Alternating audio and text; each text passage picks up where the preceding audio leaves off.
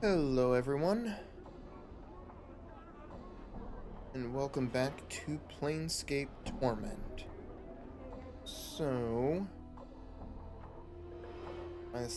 where Annah found your body. When I returned the bronze sphere to old Stuttercrutch Farad, he hemmed and hawed about what he really knew about me, which was precious little. He did tell me that his daughter had recovered my body and told me where it had been found. I should probably go there and see if there are any clues to be found. Currently, my body was found in an alleyway in the section of the hive near the smoldering corpse bar. There is a tenement full of chaosmen that lie between me and it. So we were going in there.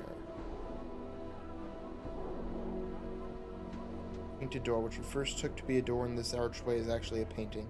The artist has made the use of the shadows of the overhanging arch and some subtle texturing effects to give the door the illusion of substance.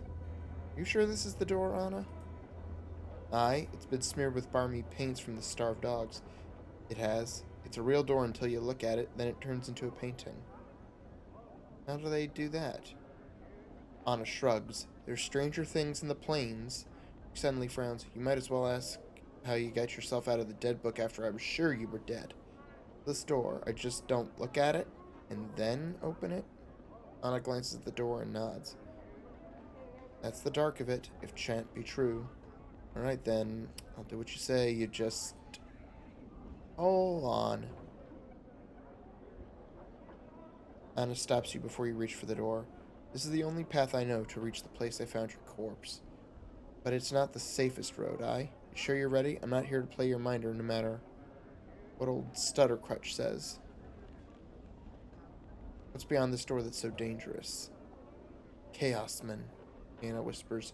Armies they come, barking wild into the day and night, ready to either paint you with colors, crack your brain box with a chamber pot. Dangerous bloods they are. Let's get re-equipped and come back later then. Okay.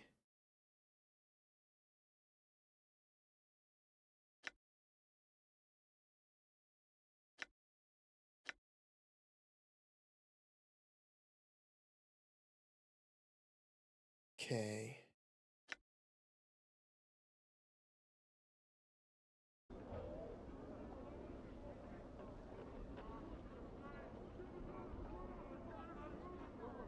Let's go do some side stuff.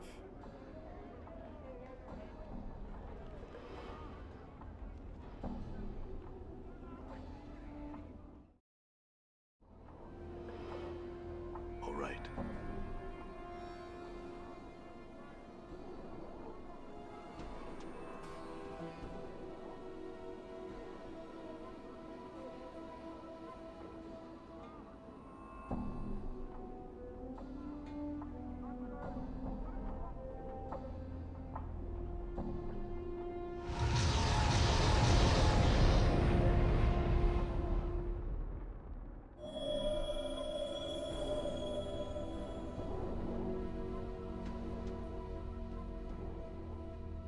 Okay. Guardian Spirit. The spectral figure materializes from the gloom of the passageway ahead and quickly moves to block your path. It floats before you, its once human features twisted in a mask of rage. Defilers, leave this place at once. Greetings. Leave now, its booming voice echoes down the halls. This place is forbidden to the living. Leave while you still can. I have some questions for... Seek your answers elsewhere. This place is a sanctuary for the dead. I shall not permit their slumber to be disturbed by the intrusion of yet another insolent mortal. Another? Has someone else been here? If you must know, yes. There is another intruder who, even now, continues to violate the sanctity of these hallowed halls. The anger in the spirit's voice fades. He seems somewhat saddened by the admission. The souls of my brothers and sisters cry out for peace. Why don't you drive this intruder away? I cannot. The coward has sealed himself within the inner chamber of the mausoleum. He has erected powerful wards that bar my entrance into the chamber. It is from there that he calls upon his dark arts to awaken my brethren and bends them to his evil will. Perhaps I may be of assistance to you.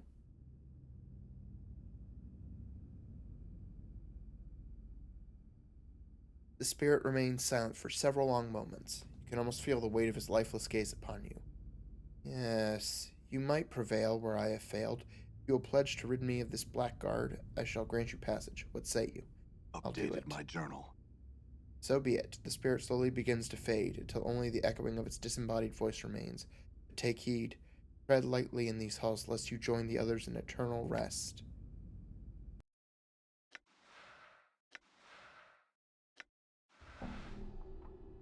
I'm gone.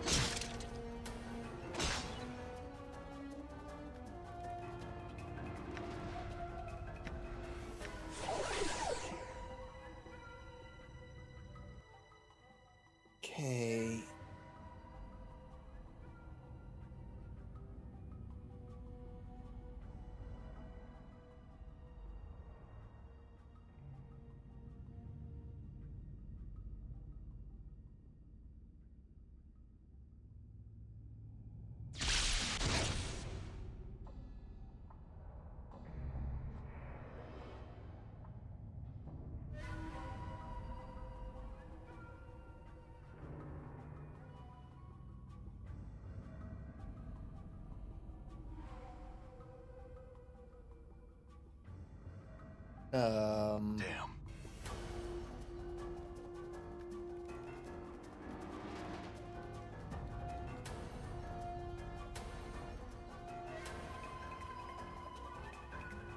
Where did the sound go?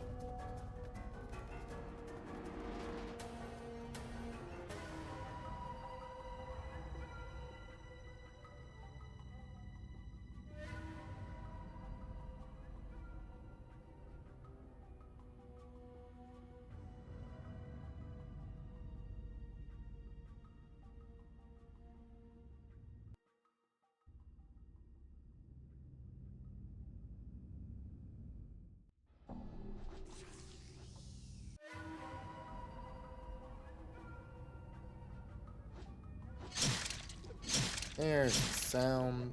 All the battle sounds. Damn it. Damn it. Golly.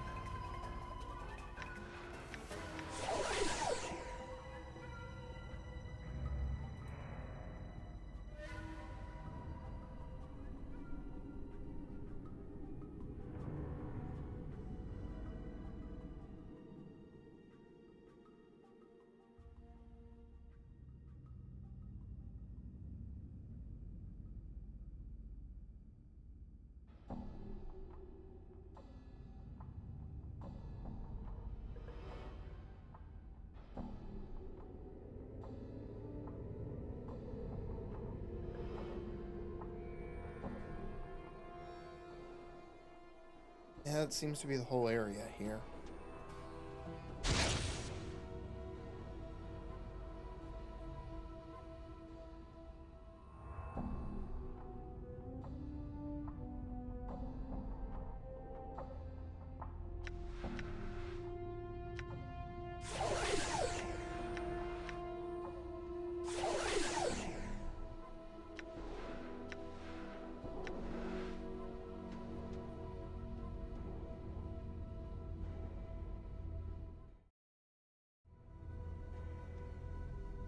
Okay, who's in here?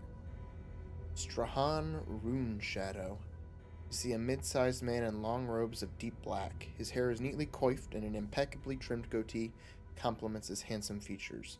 Noticing your arrival, he puts down the book he was writing in and strides confidently over to you, smiling. Impressive, I must admit I never thought you would make it this far. I'm glad to have disappointed you. Are you the one responsible for all the walking dead? Who I am is of no consequence to you. What I want is the question that should concern you most. As he speaks, he looks you up and down as if somehow fascinated by you. Very well. What do you want? He takes a step back and cocks an eyebrow. I want your blood. Is that some kind of threat?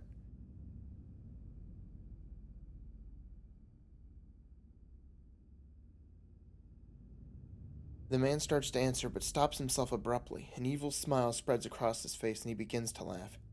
Yes, I suppose it is. He continues to laugh even harder at his own private joke. You notice that his hands have begun to move at his sides. Slowly, they flit back and forth, tracing intricate patterns in the air.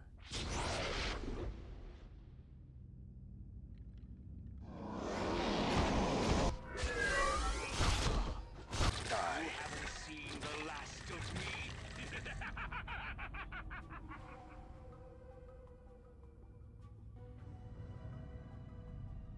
Hmm. Done. What's he reading?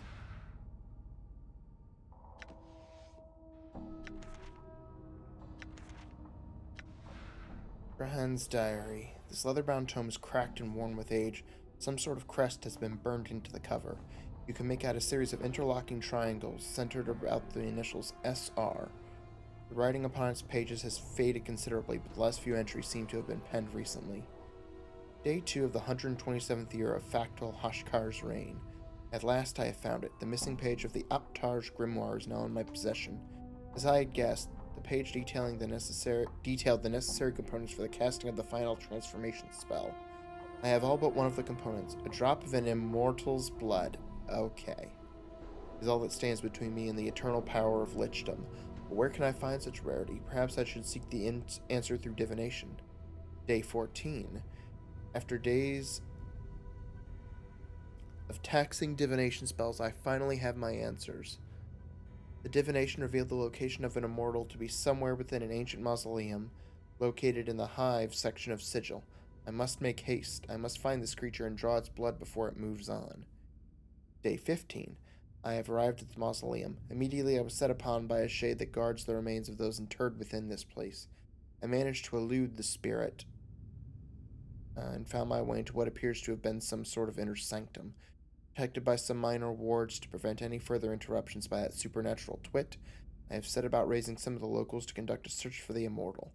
If the divination was accurate and the immortal is here, then likely it is interred within one of the many crypts that line these halls. It is only a matter of time now. Day 17. I am not alone. Someone has entered the mausoleum and is interfering with my servants. Could this be the one I seek? The divination revealed only that I would find the immortal here. Could it be that my presence in this place has prompted that which I seek to seek me out? What a delightful twist. I shall have to. The ink of this last entry is still wet.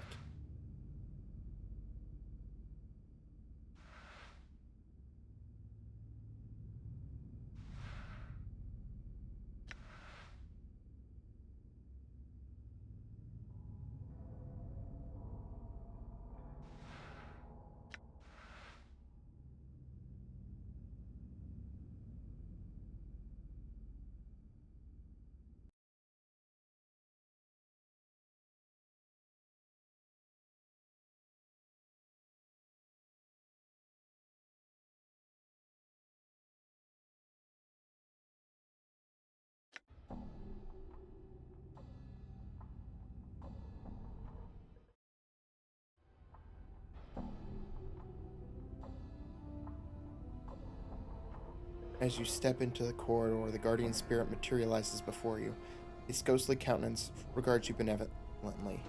I thank you. You have done me a great service. The spirits of my charges sleep quietly once again. Go in peace, friend. The apparition fades away, leaving you alone in the deserted halls of the mausoleum. Updated my journal.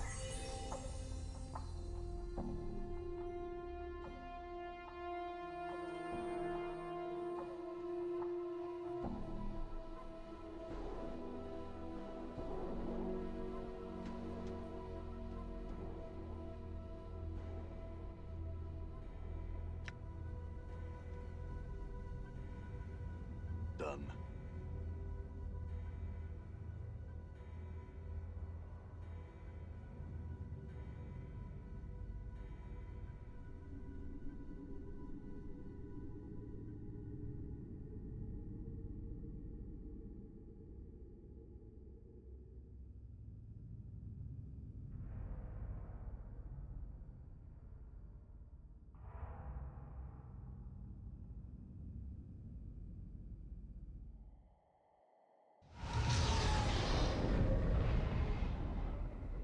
I'm gone.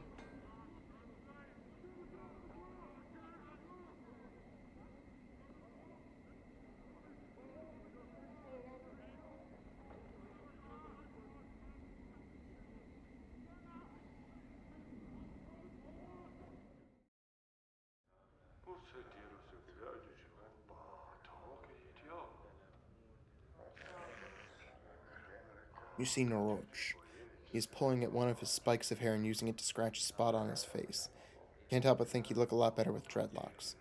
I found out what was going on in the mausoleum. The dead sleep Updated again. my journal. Noroch's lines of worry smooth out as you speak. Thanks, give I. He reaches into his robes and draws forth a small bag, which he hands to you. Copper coin, twice 100. Thanks, glad I could help. In knowing the teachings Farewell. of Zerthamon, I have become stronger.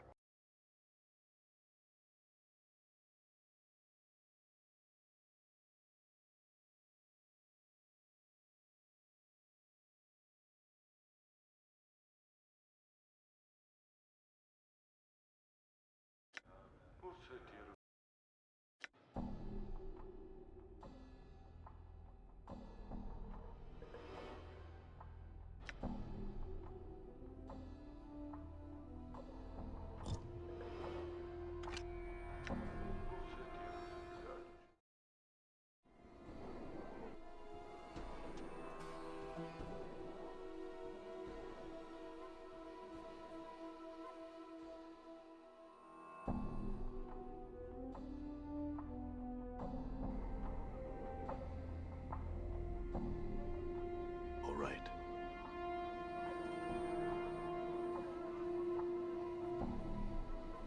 Alright, the Alley of Dangerous Angles.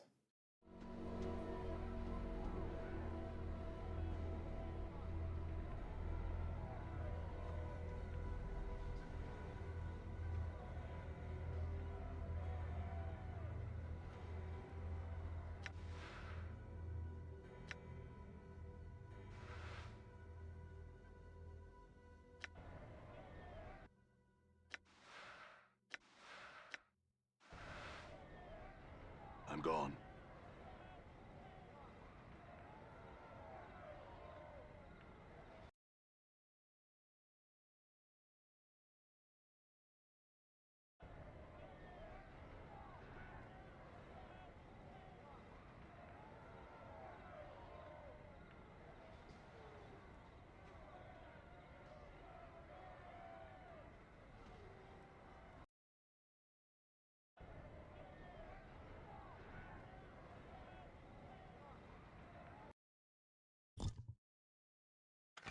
Mmm.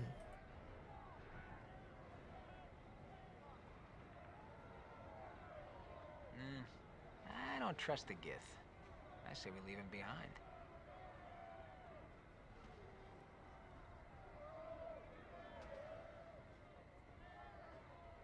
The old singed building looks as if it might have once been a temple.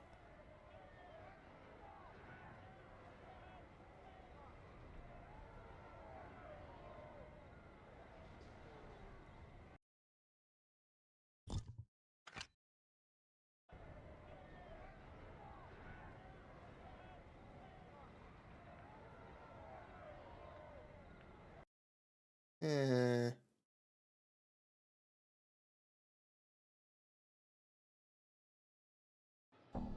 Hey.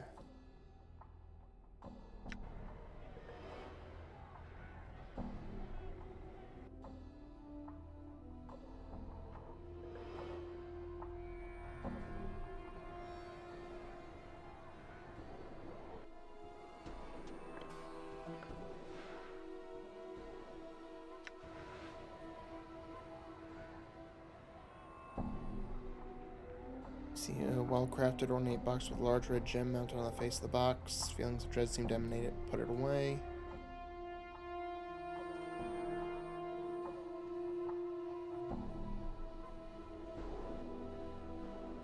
Seems that okay.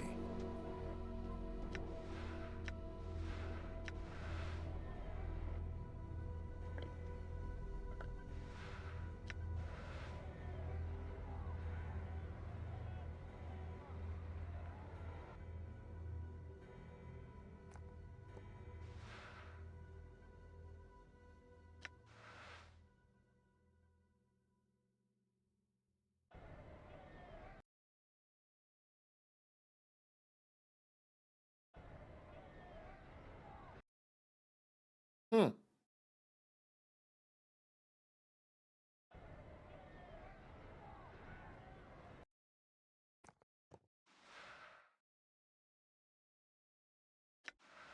That's it.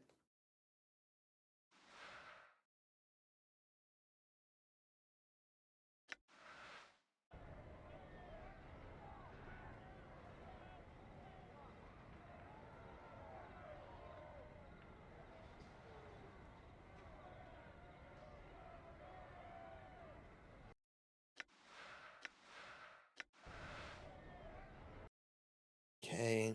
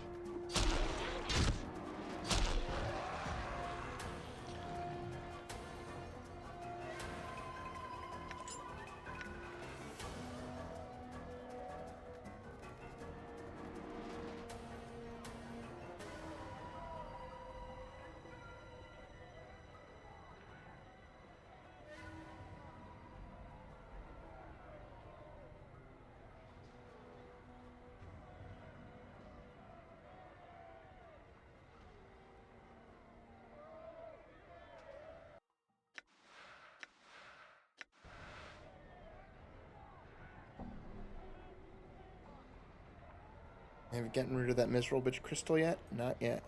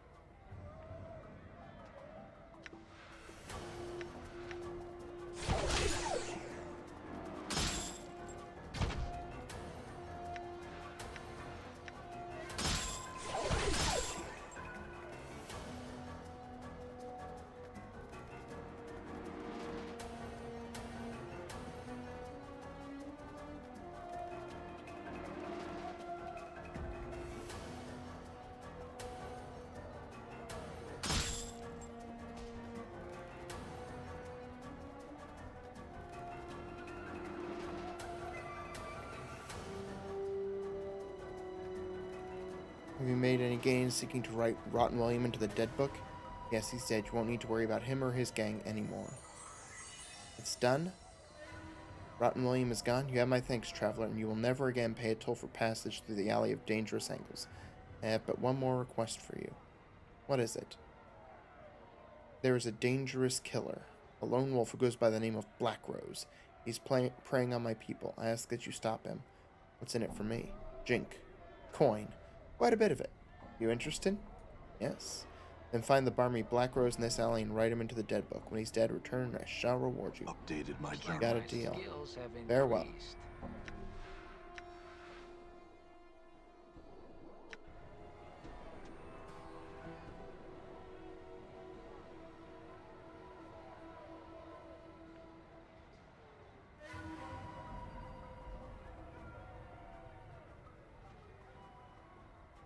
This man moves with... Oh, hold on. Oh, God. This man moves with a frightening speed, and he seems only half there. His eyes burn out of his haze, and their madness pierces your heart. You. His voice is like a blast of cold air. Declare your allegiance. Do you hold for good or evil? I believe in aiding those less fortunate than myself. I choose good. There's a man named Rotten William. He is dark and deceitful. He is a dark and deceitful man. He is the leader of the Dark Alley Shivs. Find him in this alley and slay him, and you will serve the cause of goodness. Fail, and evil shall rise. Refuse, and I shall slay you. Rotten William is already dead. Your next task is to slay Crystal, leader of the Razor Angels. Balance requires her death. I won't do it. His fiery eyes slit, and he whispers. And you are an enemy. With a blur of motion, he attacks. Learn some new tricks.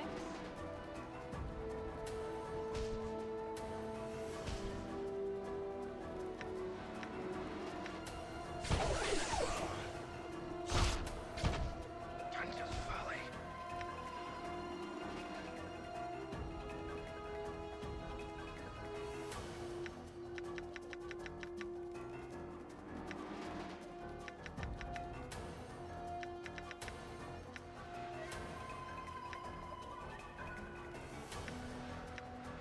Did you see that?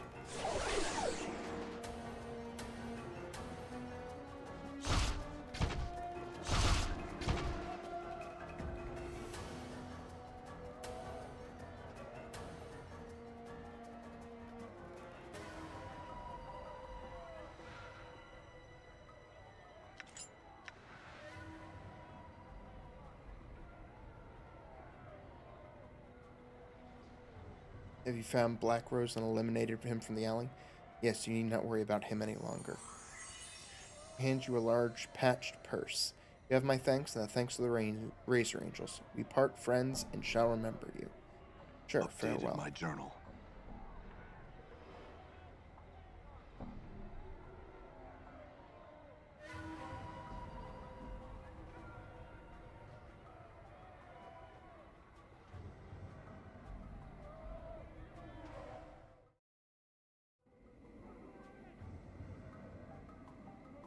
Done.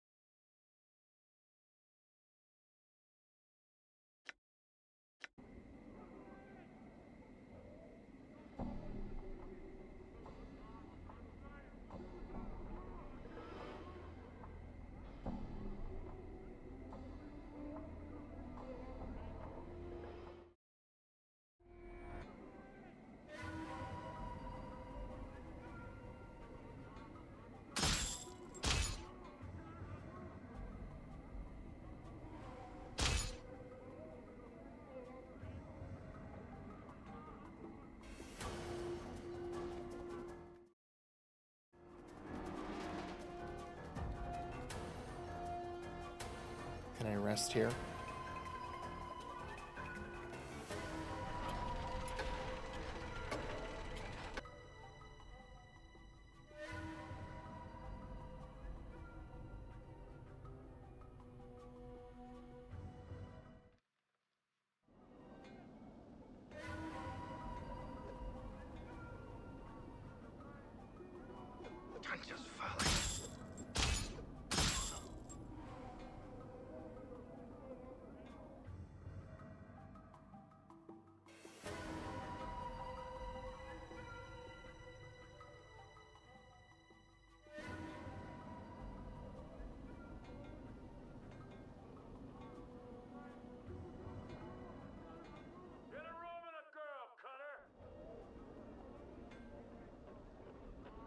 gone.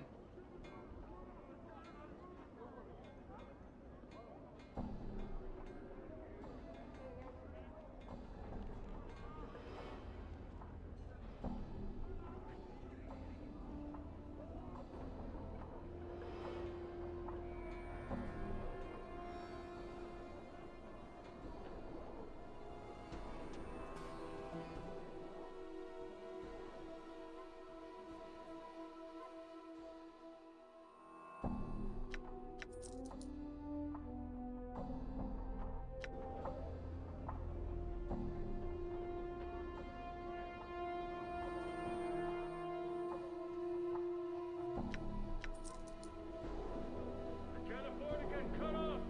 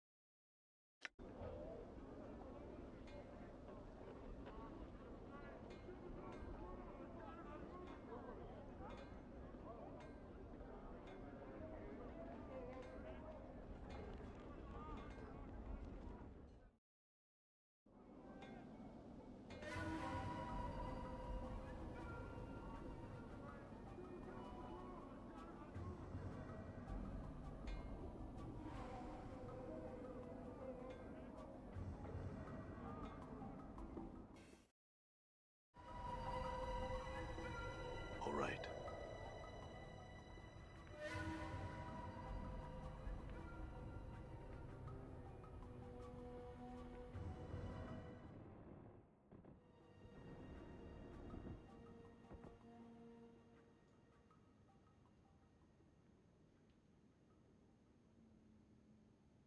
Membeth turns as you enter and gives you a skeptical eye. Your path brings you back here, does it, child? Yes, I had some questions for you. Are you a witch, Mebeth? Mebeth scrutinizes you. I say not as to what I am and isn't, but what you be wanting to know so full bad for that, you hound an old woman, barking and sniffing for a juicy bit of gossip? I want to learn about magic. Could you teach me? Mebeth laughs. Pah, I'm no teacher. No school mistress all set up to teach like them in the big fest hall. There's others somewhere, I'm sure, that'd spill the dark of it. You'd be wasting your time with old Mebeth, so you would. I don't agree. I think you'd have a lot to teach. Mebeth looks at you intently. Oh, I? Why do you want to learn such things? Because I may need it to solve the mystery of who I am. After a moment, Mebeth nods. The art may help, it may not, and you must not rely on it to solve all your problems. She sighs. Child, it's most like only going to add another chip to your pile of questions. I understand. Will you teach me? Ha! Mebeth shakes her head. One should make songs rather than make magic. Songs have more beauty. Magic's been made dull, commonplace, soiled by the mob of people that have tromped through it. She squints at you. I'll teach you, but first you'll need to do some things for me, you hear? Like what? My legs aren't good for walking about, Sigil, and there's errands I'd have you run. I need you to fetch me some herbs from the market. It's Spireward, easterly and southerly from here in the Hive Market. Here's a sample. She takes a black seed from her coat and flicks it to you. Updated my journal. Examine the seed. You twist the black seed in your hand. As you do, you feel a small bite, then a small drop of blood oozes from your thumb. There are tiny barbs on the seed, like teeth. Mabeth snorts. Careful with it. Show it to one of the fruit merchants at the market. They will know what herbs you seek. Very well then, I'll return when I have the herbs.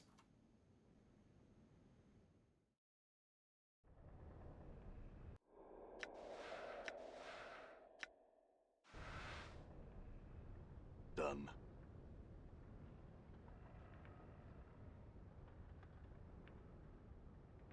Yeah, I'm spec'd in wisdom and charisma, so it makes sense.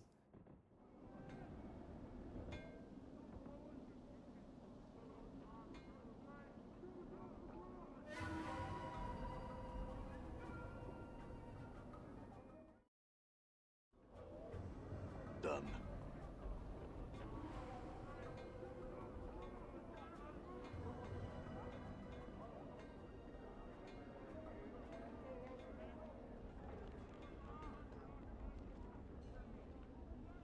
We meet again. Some sea plums today? Our boy in fire seed? Mabeth, the midwife of the square, needs some herbs sprung from this seed. Here, can you help me? The man takes the seed, looks at it critically. As he presses it between his thumb and his forefinger, he winces and a small drop of blood appears on his thumb. Ah, the seed's got a bite on it. I noticed that. Do you have the herb she's talking about? Can't seem to take his eyes off the seed. Lad, I don't know if there's anyone who has what your friend seeks. To be square, I've never seen such a seed before.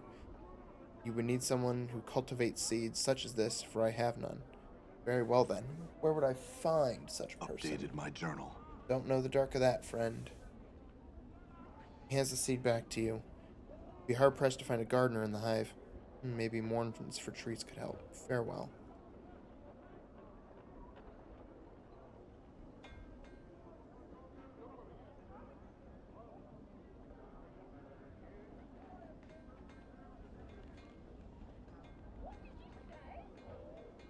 Don't yell it to me. I'm not paying for something I can't see.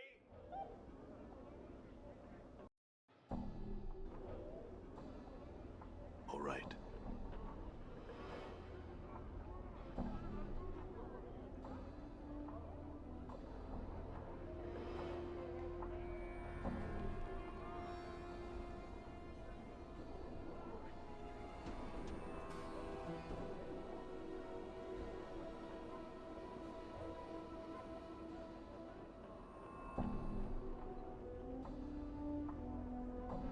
what it is, Dad.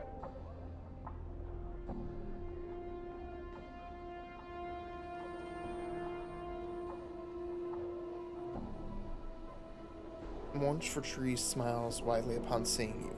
Ah, my friend, you've returned. Something you wish to me? Yes, I had some questions. He nods, awaiting your question. I need some herbs sprung from this seed. Can you help me? Mourns for Trees takes the seed from you and holds it up to his eye. What an odd seed. Are those teeth along the edge? Barbs, perhaps. Where did you come by it, friend? Old Mebeth, the midwife of the square, needs some herbs sprung from that seed. Do you know where I could get some? No. Mourns for Trees continues to stare at the seed in his hand. This is the only seed of its kind I've ever seen. Ah! He winces, and a spot of blood glistens on his thumb. The barbs on it are sharp indeed. Perhaps you should hold it. So you can't help me either? Unless you can make that one grow, I cannot. Again, I've never seen a seed of its like before, friend.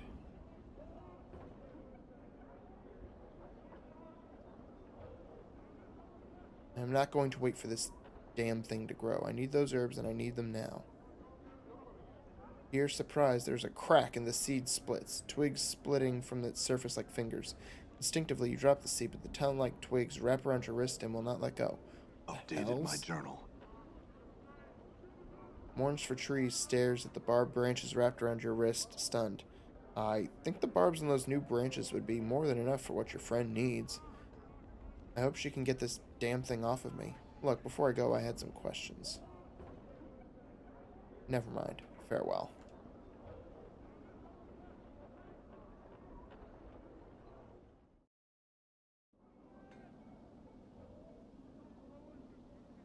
Done.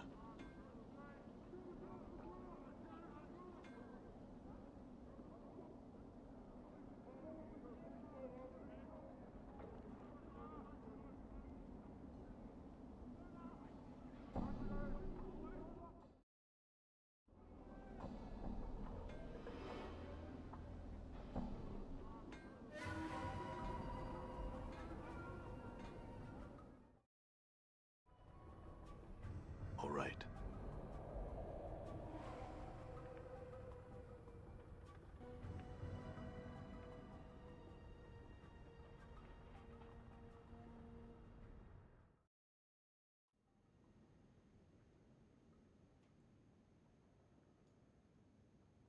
Nevith turns as you enter and gives you a skeptical eye. Your path brings you back here, does it, child? I returned with those herbs you wanted. Now maybe you can get this damned bramble patch off my wrist. Is that so? Nevith glances at the barbs that surround your wrist. If so, think it off then. Updated my journal. Do so. Creaking and snapping, the black barbed branches unravel themselves from your wrist and form into a tangled ball of brush and twigs. Looks like a nest of dead black snakes. Mabeth snorts. Think it into a picture frame or some such. Something with more structure and less angles. Concentrate on the barbed ball, then imagine it as a picture frame. The branched ball creaks, the twigs bending and twisting until the branches have bent themselves into a small picture frame, 2 hand spans on a side. Almost unconsciously, you imagine shape the barbs to the back of the frame, so it can be hung from the wall easily. And as an afterthought, move the remaining barbs to the inside of the frame so it can be picked up by the edges. How's that? Mabeth stares at the frame for a moment, then cackles. Ha! Square enough, it is. Good work, child, good work. Picks up the frame and scrutinizes it. This'll do nicely. Is that all you wanted it for? Aye, well, this is enough. She sniffs. Aye, but there was one thing I forgot to tell you to fetch when you left last time. And it'll take you back to the merchant square, it will. Look for the cloth seller, Giscorl. He has some rags of mine that he was supposed to watch. And long has it been since I first asked him to do it. Could have mentioned that before I left. All right, I'll be back.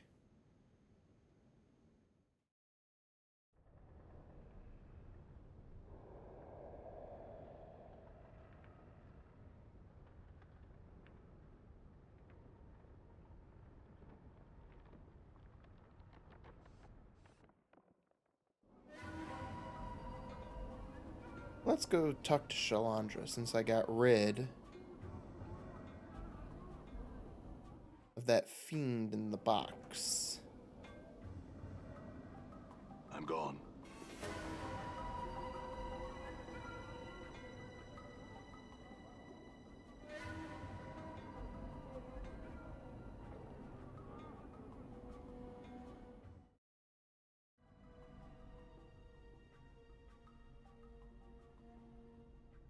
There's a rumor going around the hive that you killed the fiend that was trapped in Mordor's box. I don't suppose you managed to gather and save any pieces of it. What kind of person are you that would collect such things? I guess one not skilled in the art of magic would not understand. Certain parts are much prized as components for creating spells. If you'll excuse me, I need to practice this spell a little bit more. Okay.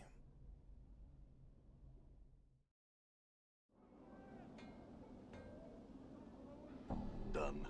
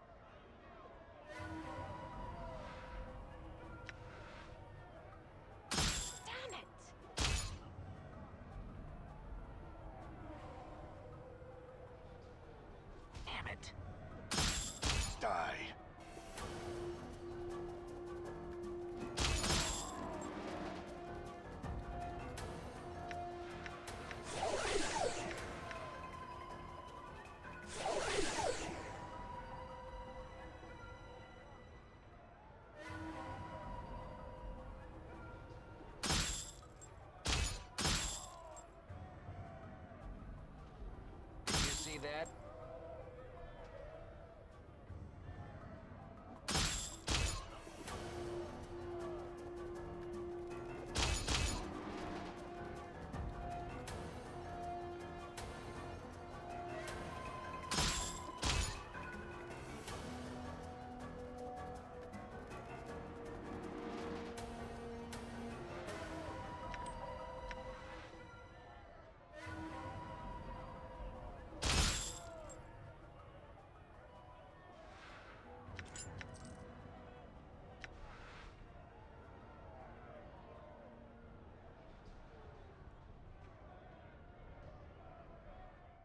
Oh, is this where I was?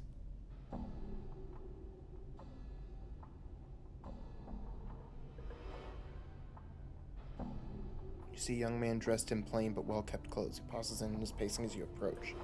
Greetings. Rock in trouble. Big. Help you do? What's wrong? Rock forgets rings in tent. Friends need to magic with. No rings, be mad at Rock. One ring brown like Jink, other shiny like mirror, last is pretty yellow. Bring for Rock? I'll bring them back for you, Updated Rock. my journal. Now I just need to follow. Rock seems to be of simple mind, so it's probably close by.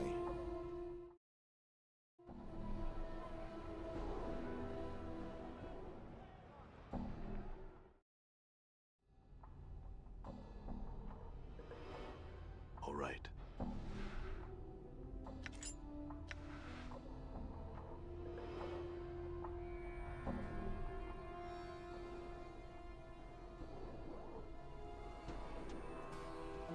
Hey, what are you doing in my tent? I'm searching for Rock's tent. Do you know where it is? Blast. You another friend of Rock's? Yeah, this is one of the tents he calls home. As you can see, this one's full up. Go to one of his other tents.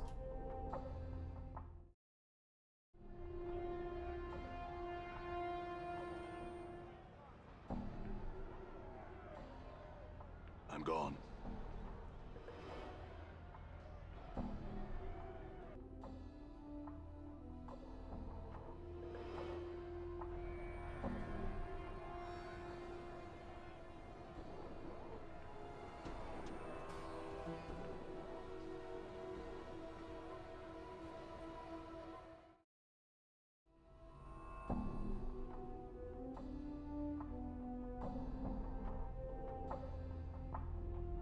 You seem to have startled her. She abruptly stops rummaging through the tent and stares at you nervously. Greetings. Wasn't doing nothing. I swear it. Why don't you tell me what you weren't doing? It looks at you as if about to tell you something, and then she quickly dashes for the door. Stop.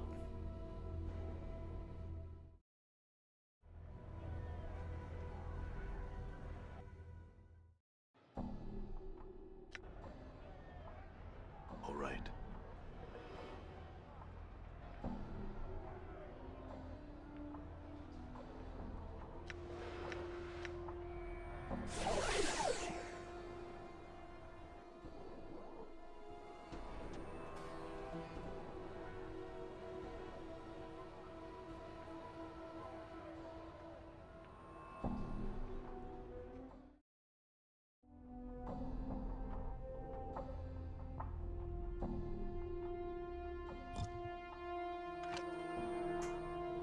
All right.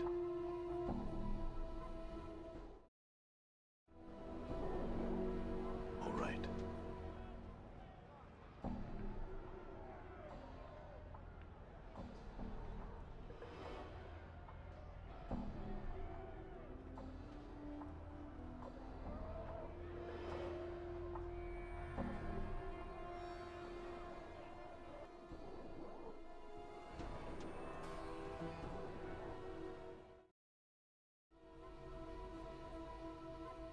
I'm gone.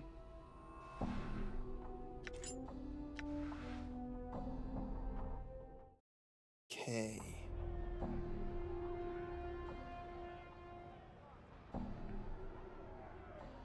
All right.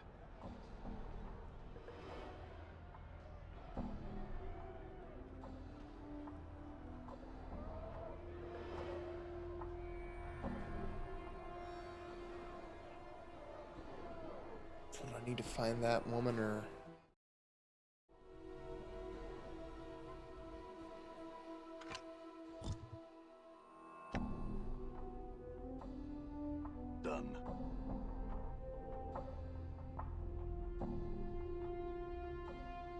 Ah.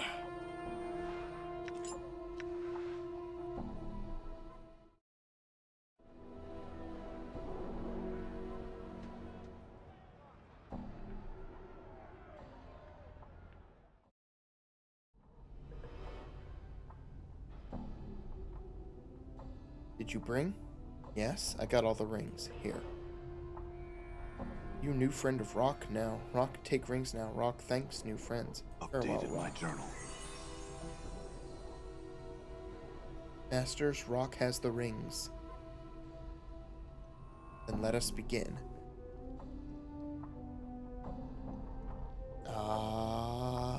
Brakada. Oops.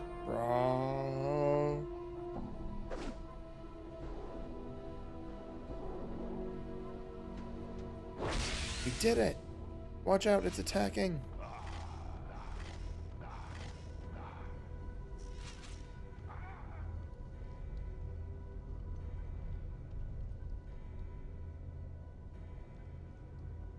Limlim. You see what appears to be an ordinary Limlim. It's hard to believe this cute little creature slaughtered 5 wizard apprentices with such ease. Let's leave that thing alone. Rock lose friends, but Rock make new friend. Call him Green Thing. Farewell. I'm gone.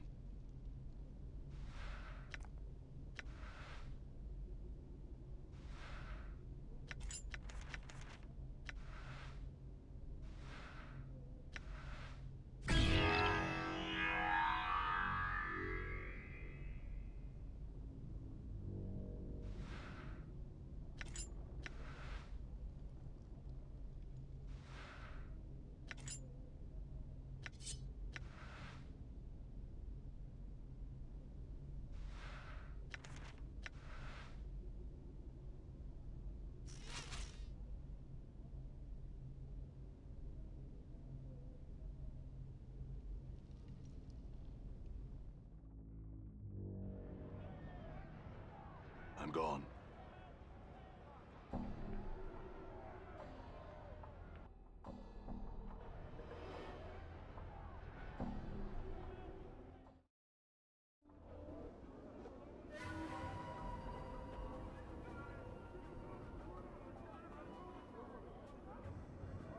Did you see that?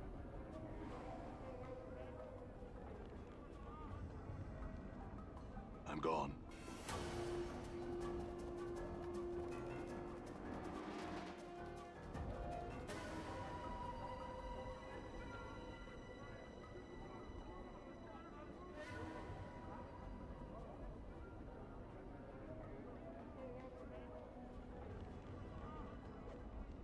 Jellied Hydra eyeballs in aspic. Give it a try. It's delicious.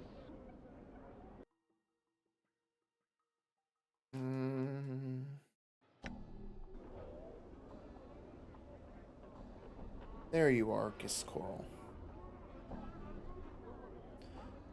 Giscoral turns to you. I, Giscoral. He bows and spreads his trembling, scarred hands. I, Giscoral. I'm here to pick up someone's wash. Mebeth, the midwife. Ragpicker Square? Giscoral blinks. Washed cloth? Yes, Mebeth. Ragpicker Square? Ragpicker? Taps his fingers as if counting something. I know. I remember. He holds up trembling fingers as if telling you to wait. Wait for him to fetch the wash. Comes back with a flattened mass of green rags, thin as paper, yet so stiff they look like they could double as wooden boards. The rags are so caked with a greenish lime starch that they look like it would take years of soaking to relax them. How many times did you clean these? Squirrel wash cloth, starch cloth every 5th day. Wash cloth, starch cloth every 5th day. His eyes flicker. Giscoral wash many years. Always starch cloth on 5th day. Giscoral's ritual. But they're ruined. Wash cloth is Giscoral's ritual. His voice is flat, almost zombie-like. Must starch cloth every 5th day. What's the point of doing it every 5 days when they don't need... Oh, never mind. Just hand them over. Give cloth. He nods and hands you the rags. They're heavy. It's like carrying an armload of bricks. Take them back to Mebeth now. Farewell.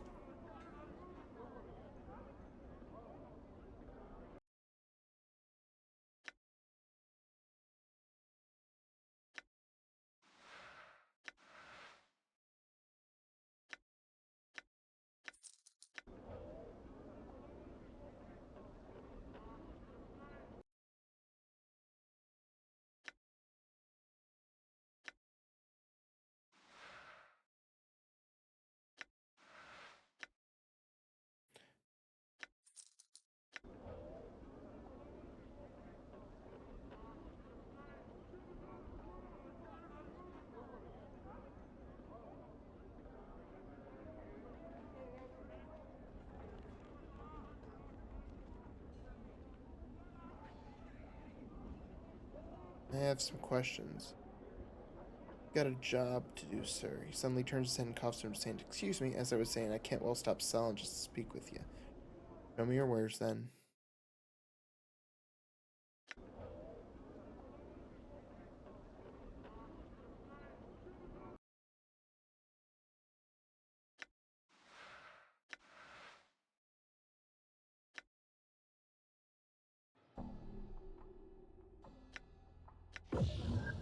Ring of the Traveler.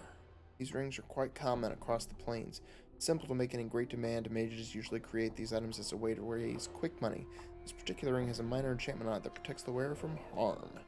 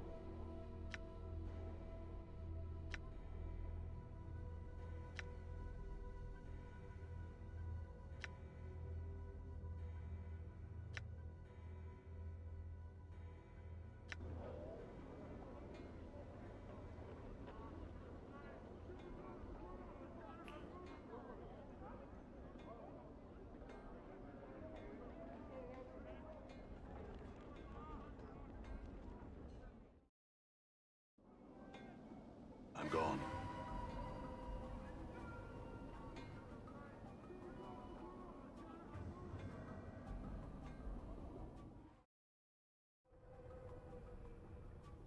Done.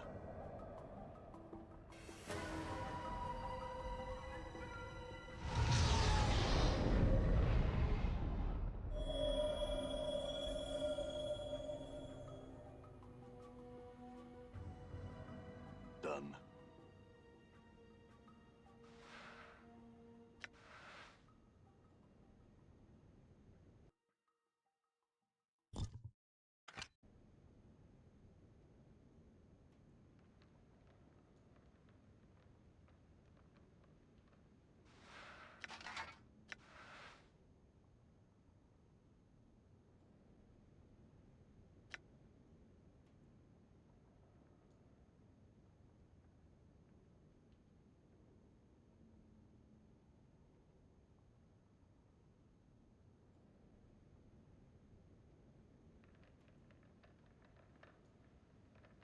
Flask. Unlike other collectors you've seen, the robes on this one seem to be of fine quality. Ah, another debtor has come to visit us. Please excuse the mess. My colleagues haven't had the time to tidy up. There's no way out. Why, sure there is. The door's right over there, but you need one of these to activate the portal. He holds up what appears to be a small glass bead. Come, let us talk price. I think I'll just kill you instead.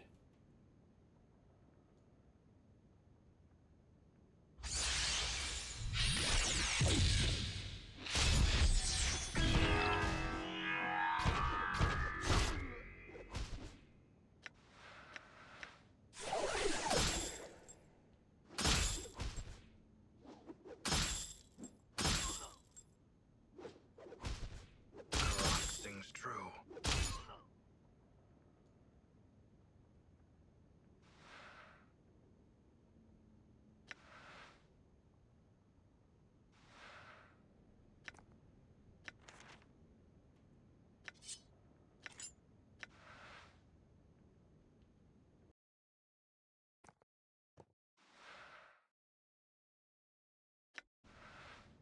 You see a small, fragile glass bead. Peering inside the bead, you can see colorful mist swirling about. Crush the bead.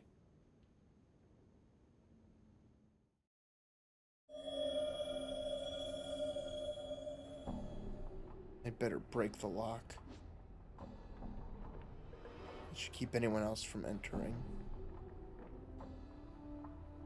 Marrow friend, you can smell the reek of dung and rotting meat on this man, even from afar. Though obviously weak and decrepit, his long, thin fingers and sunken eyes give him a sinister look as he scuttles through the garbage around him. The way he drools and rolls his eyes make you wonder if he's mad. Greetings. Anna pokes you in the ribs before you can approach the man. I wouldn't waste time talking to that old ghoul if I was ye. Why not? Who is he? Anna speaks as if recounting an old legend. Old Marrow friend is as barmy as they come, he is. He was one of the oldest and worst collectors in the square, barely able to scrounge enough jink to eat from collecting bodies. He went hungry mad some years past and took to eating corpses to get by. Now the other collectors shun and ridicule him, throwing dung at him whenever they get the chance. He just stares at him, imagining what a meal they'd make, if I had to guess. I'll speak with him just in case. He tries to focus on you, but his gaze wanders. His eyes are set deeply into hollow sockets, and his skin is terribly pale and diseased, covered with rashes and yellowed patches that look ready to peel from his body at any moment. The stench emanating from him is terrible. As you open your mouth to speak, he licks his lips and swallows. You deader. What did you say? You. He licks his lips again, and his long, spindly fingers pick at his skin as he stares at you. You deader. Glances to your left, then his eyes dart back to you. Dead. Dead. Hungry. He reaches out to touch you, licking his scabrous lips. Let him touch you. His fingers scrabble spider-like on your arm, as if looking for a piece to tear off. He licks his split lips again, and you watch yellowish drool drip from them. With a raspy moan, his fingers suddenly dig into the skin on your arm and pull off a bit. Step back. You watch and you feel your stomach churn as he takes the bit of flesh and shoves it into his mouth. He chews it slowly and swallows.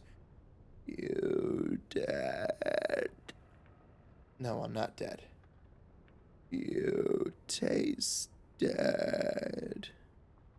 He scratches himself beneath his robe, and you suddenly notice that he has a finger hanging from his neck on a cord. It looks like there's a ring on it. Still hungry. What is that finger bone?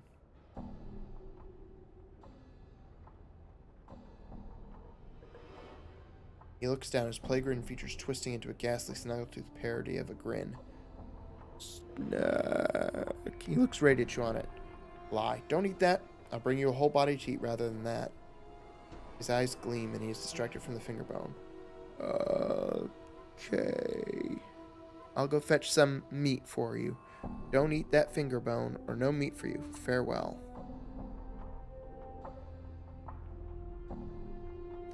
Marrow. He claps his clawed, grasping hands together gleefully. Hungry. You bring meat. Yellow spittle drips from his cracked lips. Yes, but give me the finger bone first. He nods greedily, then pauses, sniffing the air around you. You no have meat. You lie. Here, bite off a piece of me instead. He smiles and reaches for your outstretched hand. Give me the finger bone first, marrow friend. Nods greedily and lets you take the finger bone. Don't let him bite you. Leave. As you step out of his reach, he begins to whine. He begins to whine pitifully, like a dog kicked away by its master. Leave.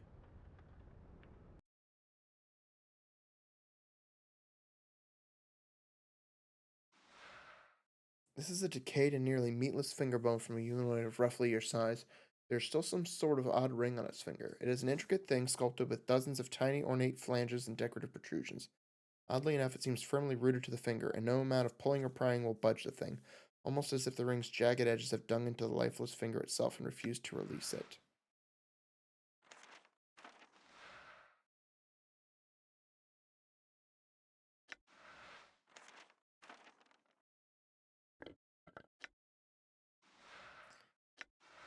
You succeeded in learning this spell. Okay.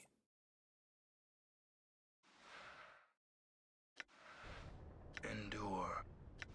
In enduring, grow strong.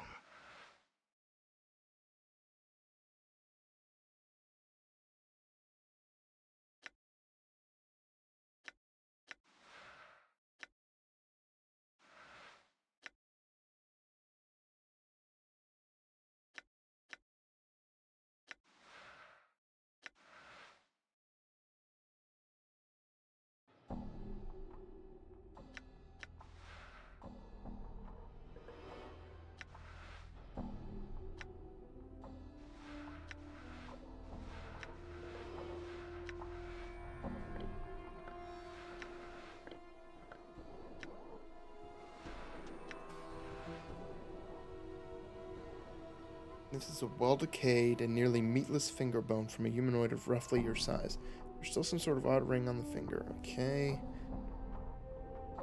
Pull the finger bone away.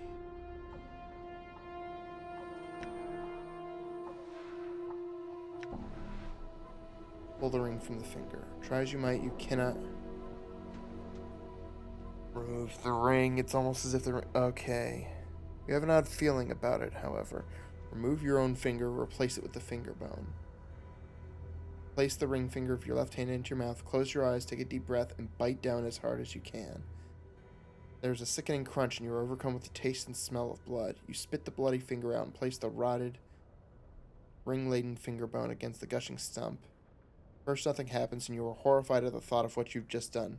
Suddenly, though, you feel a strange tingling sensation as bones fuse and tendons reknit. In moments, the rotting finger bone has become a living part of your body, though it still throbs painfully.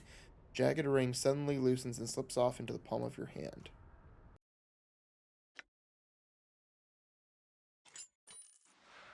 Mempa's Biting Ring.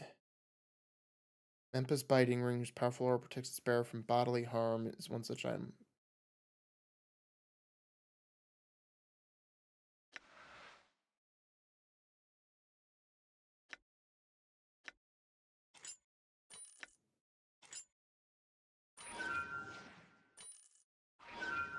Yeah.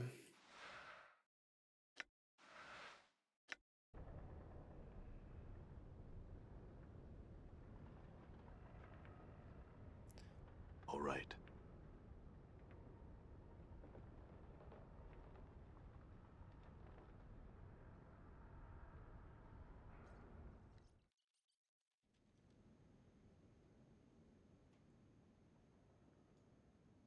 Mebeth seems lost in twisting the black branch picture frame you made for her.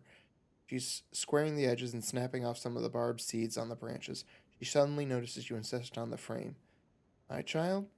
I brought your wash. I think Giscoral was a little heavy on the cleaning ritual, though. She takes stacks of starch green rags from you and she examines them critically. At least they won't tear, she sighs. Or bend. What was with that cloth merchant, Giscoral? His hands were all scarred and he seemed slow. Mabeth is still turning the cloth over and her hands tapping it with her finger. Well, child, sometimes one burns with the art and other times the art burns ye. Is that what happened to him? Mabeth clicks her tongue. Mayhap. There's some for who using the art is like breathing. They strolls about with pointy hats and stinkweed pipes, and then there's hedge wizards and plain-touch gypsies and fortune casters and half-seers and midwives who flicker with the art. Them have a harder time of it. Giscoral was one of them? Mabeth nods. Aye. So to speak. In some ways, he's no different now than he was. Addicted to habit and ritual, he was. She sets down the stiff rags. They clunk as she places them on the floor. Now, there's one last thing I need from you, child. This better not involve me going back to the market, Mebeth.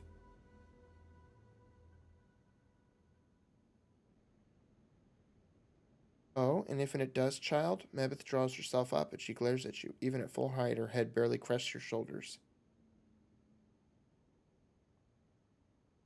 Mebeth, it's a waste of time to keep traveling to the market for all these things, especially when you could have taken a moment and thought about everything you needed instead of sending me on the same errand 3 times.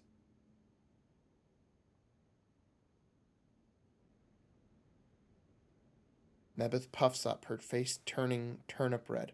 Oh, aye? Is that your feelings on the matter, is it? If so, then leave. I'll tell ye, I won't be a wasting my time trying to shine light in that mule head of yours. No, I'll do the errands. Just tell me. Is there anything else you need me to pick up while I'm there? Only this. I need some inks for scribing some ingredients in one of my cookery books. I'll need you to fetch some from one of the merchants. Kosajai be her name. All right, then, I'm Updated off. my journal. Farewell.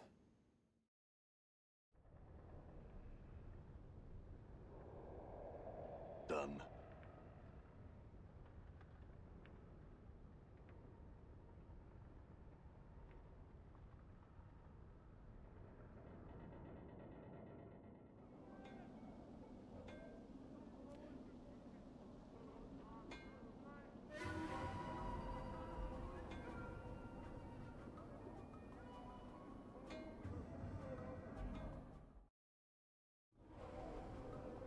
right.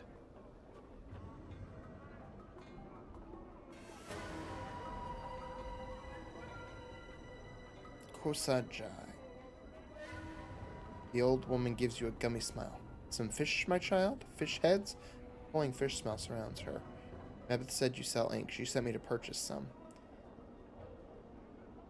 Ink? She chuckles. Nay, sir, I sells no ink. I sells just fish. Are you sure, Mabeth? The midwife in Radpicker Square mentioned you specifically. Huh. Well, Kosajai was me dam's name, and me grandmam's name, so it could be any of us. Yet they're both in the dead book, so only this Kosajai matters. No matter what she's on, no idea what she's on about. A midwife in the Picker Square, you say? He thinks for a moment. Don't know her, I don't. So you don't have any ink. Well, I can't say that's much of a surprise.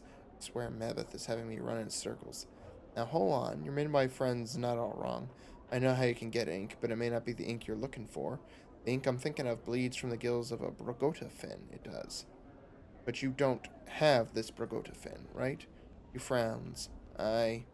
Thing is, that fish is not for eating. It's got a horrible taste, scalds the tongue. You can ask Miriam. She pitches her fish cell down the street a southerly way. She cackles. She might have one of them fish she needs on her pole. Updated I'll go my seek her journal. out then. Farewell.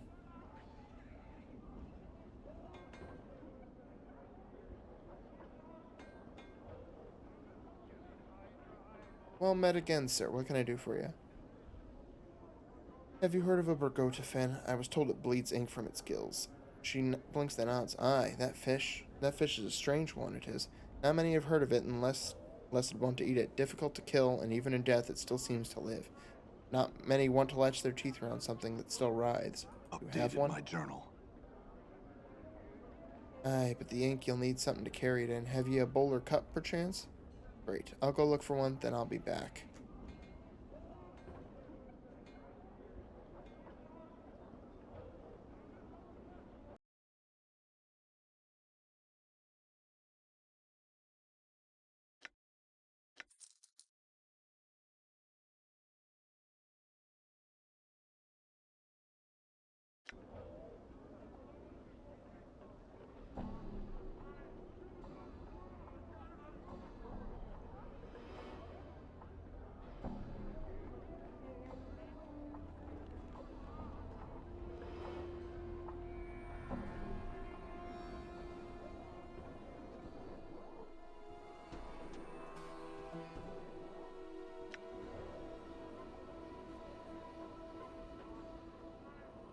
See the shine on that? See the edge on it? I tell you what, Cutter, that'll do you your business.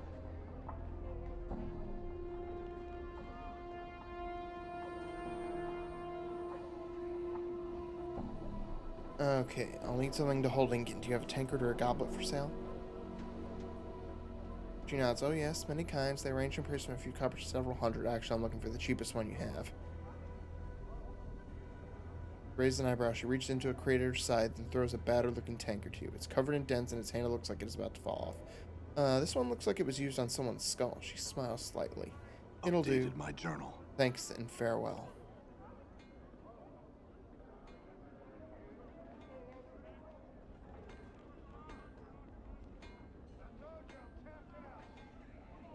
I brought a tankard. Can I get the ink from the fish in it? She nods and plucks the fish from her pole. It twitches as she grabs it, then starts lashing about as she begins to twist it like a rag. She wrings it until bluish-black ichor begins to trickle from the fish's gills. When your tankard is almost full, she relaxes her grip and throws the twitching fish into a sack at her side. Updated my journal. Thanks, and farewell. Try these spices, sir. Oh, you can just taste them all over your...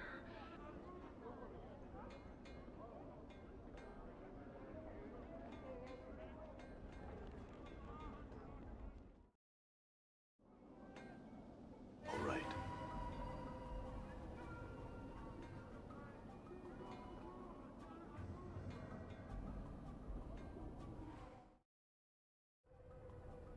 I'm gone.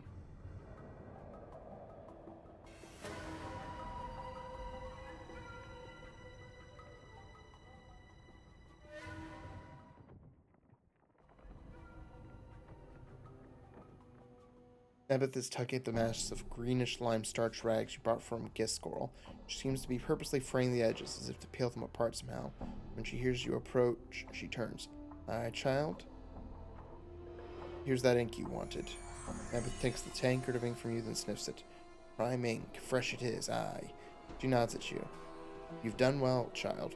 All I've asked. Now I ask you again. After all you've seen, do you still want to learn the art? Yes. After all, the guiding goal of your errands was to test my persistence, was it not? Ebeth smiles, then nods. Yes, mayhap, child, mayhap. That's not all. You knew who I had to see to accomplish each errand, didn't you? Mebeth nods again, slower this time. Mayhap, child, mayhap. If and so, what did your senses tell ye about them? Mourns for trees. Show me that my beliefs affect the world around me. Giscorl taught me that ritual is a wasted effort if the purpose of the ritual is ignored. Maram taught me that no matter how much I think I know, there's still much I can learn from another's eyes. Ebeth is silent for a moment. Then she walks slowly over to you and touches you on the cheek. Oh, child, sighs, you will be a master sorcerer one day, you will. You have the knowing of it, yet you've come to old Mebeth for help, you have. What could a midwife teach such a one? Much, Mebeth. I want to learn all you have to teach. So you'll walk the path, then. Mebeth pauses. Well, first things firstly, just having the knack of the art isn't enough. You need some means of giving it focus, usually spells. Spells are usually in a book, so the art demands you have a spell book, or it's like it before you can cast spells. Can you read? I don't know. Well, let's test it, then. Can you read this? Mebeth draws forth a small tattered card. It looks like a recipe. Examine the recipe. The writing on the recipe swims before your eyes, each symbol twisting out of focus whenever you try and read it. Almost instinctively, you relax your eyes, allowing them to take in the page all at once, and the symbols suddenly bleed together. The recipe lists measurements, ingredients, and appears to be some minor divination. This is a minor divination, isn't it? It looks like it's a spell that allows the user to see the nature of an item, to see whether it's enchanted or not. Mebeth's eyes widen. Who are you to test old Mebeth so? Are you some fiend? What's wrong? Updated my journal. Well, not expecting it, was I. She nods at the recipe, then plucks it out of your hand. What you see is written in the language of the art. If you're not a mageling yet, it should be all a swirl, jumble of mishmash. She snaps her finger. Yet, clear as crystal, you pluck the sense of it right up. Mayhap you tell old Mebeth why that is? I don't really know. I just knew what it said. Or else a natural gift you may have. No matter, no matter. You've just shaved seasons off of your learning, you have. Mebeth harumphs. And I'd been looking for someone to handle the chores around here, I had. Maybe it's just as well, then. Ah, and to think I took you in. He frowns. Well, you can read spells well enough. The spells are no good to you without a book to put them in. Do you have one? Mebeth glances around the hut, and then she catches sight of the black barbed picture frame you made. Picks it up carefully and studies it. This'll do. That thing? It's just a frame. Ah, but so are you, child. Still holding the frame, she picks up one of the starched rags you got from Giscorl. With a yank, she pulls off the greenish starched surface film. It flutters in the air like a wispy bit of cloth. Whatever Giscorl uses in the wash, it works better than curing, stretching in stone and does on a normal rag. Can't afford parchment, I can't. Parchment? She takes the starchy film and pulls it over the black barbed frame, latching the rag's edges onto the hooks around the frame until it looks like a small greenish-black painter's canvas. Missing something. I'll need something painted on it. She nods. Aye, or written on it. She takes the tankard of ink you've given her and sets it down next to her. She dips one of her fingernails into the tankard, then draws it out, mumbling to herself. She begins to scratch symbols onto the frame, one by one, still mumbling to herself. Wait. All's done. Mebeth stands, drying her ink-stained fingernail on her robe. She tilts her head, regarding the strange framed page in front of her. Page for your spellbook, it is. She indicates you should pick it up. Take it. Inside your spellbook are your recipes. Your spells, if you will.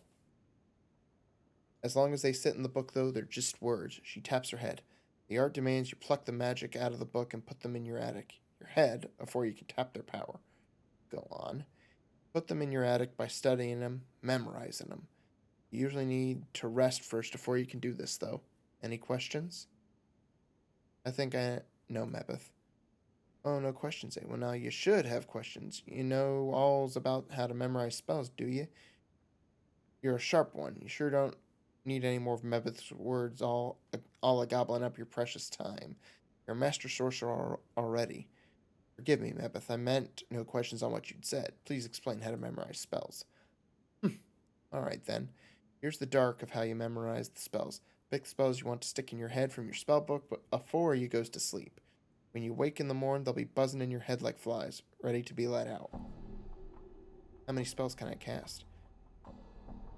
Ye can only cast one, mayhap 2 spells before needing to rest again. As a tiny flitting mageling, there isn't much room in your attic, so use your spells wisely until you get wiser in the art. As your power increases, you'll get more room in your attic for spells. Alright, go on. You can only cast spells you memorized. So if you want to use the art to say meant something twice, you need to memorize the spell. How many times? Once. Twice. To cast a spell twice, you need to memorize the spell twice. Got it. How can I get more spells? Mebeth shrugs. Keep your eyes and ears out for learning. Even common folk might have some minor magics to teach. There's also scrolls, recipes, books, and even some stranger items that have spells inscribed on them. If you find one, just examine it close and copy it into your book if you want it. Got it. I can also show you more spells if you return, especially when you've a little more of the plains in you. I'd appreciate it. Thanks. Before you go, child, you'll need some magics for you to whet your appetite. Mebeth rummages in her robe, then pulls forth 3 small recipes which she passes to you. You should copy these into your book, so they can go into your attic as soon as possible. Thanks, Updated Mebeth. my journal.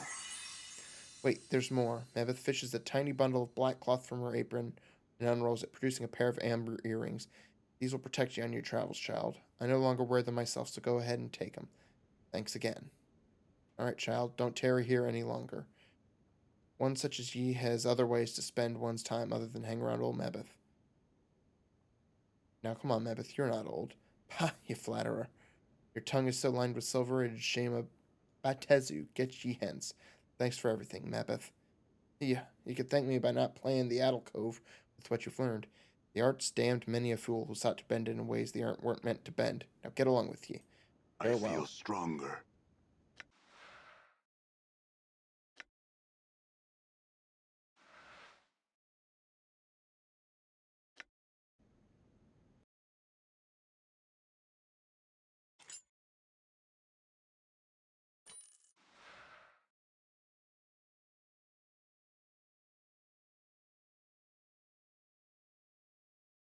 These earrings are made from hardened. Okay, plus 2 armor class. Memorize 2 additional first level mage spells.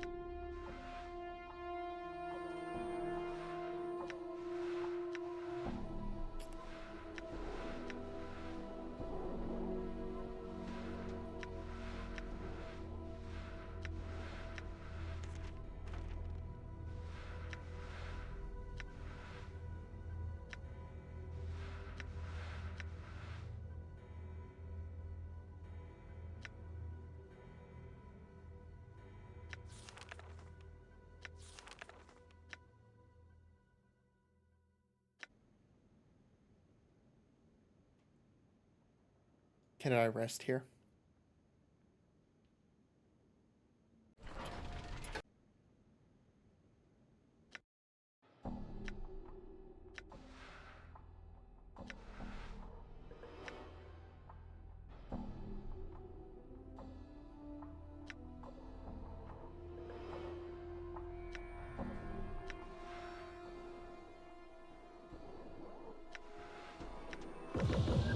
Oh.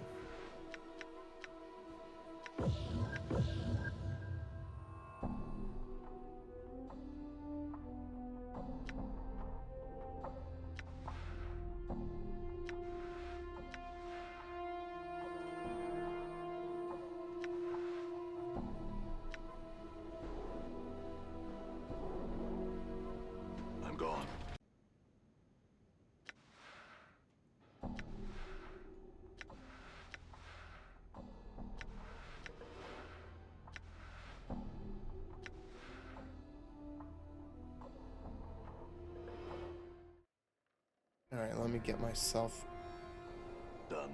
a weapon.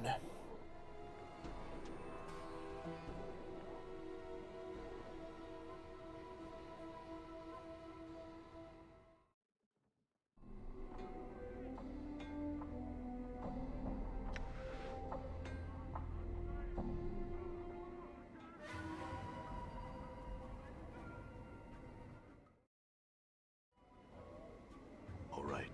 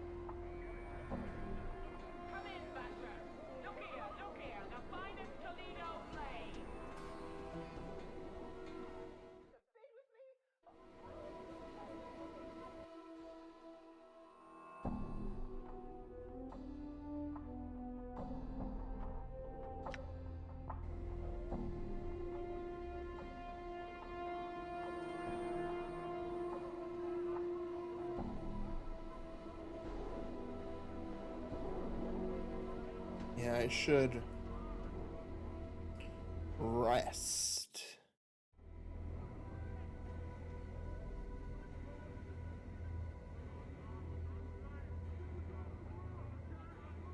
Huge monument. There's no name or plaque identifying what it is honoring.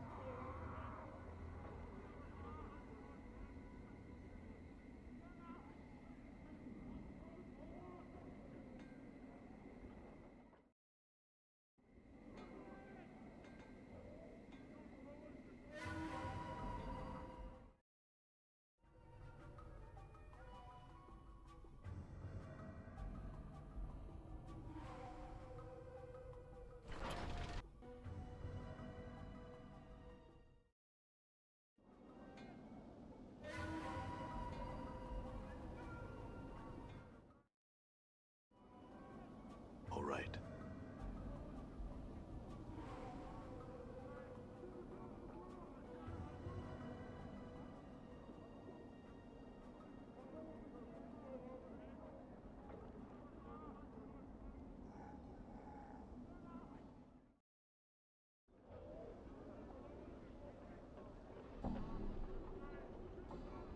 Oh, All I right. grew up here.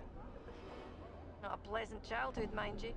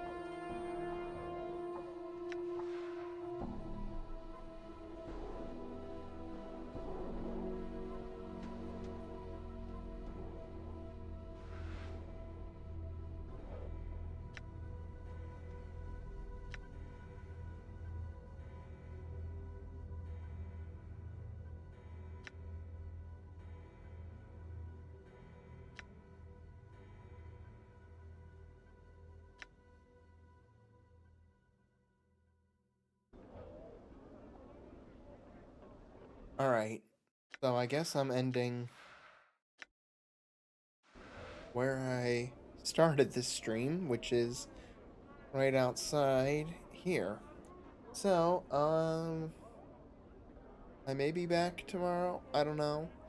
But I'll be back with either Planescape Torment, probably, or some Elden Ring. I don't know. I'll be back with both of them soon enough. So yeah, that's it for tonight. Thank you all for watching. And yeah, have a good night and have a good rest of your weekend. Bye-bye.